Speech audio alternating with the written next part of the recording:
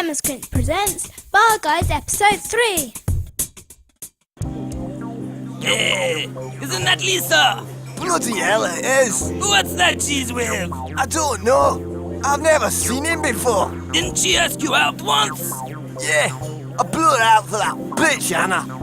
I always wondered what would happen if I'd gone out with Lisa instead. Perhaps we'd have got married, then developed an international lifestyle, jet-setting around the world together. Just her and me doing it in dead erotic places. A world of blissful happiness. Yeah, Lisa, my fucking wife. Well, she's with that gringo now. I can't believe that bastard. He's going out with my wife. Hey, you. That's my wife.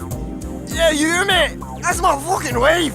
Ah, that told him. And oh, it looks like he has something in his hand. Oh, are you alright?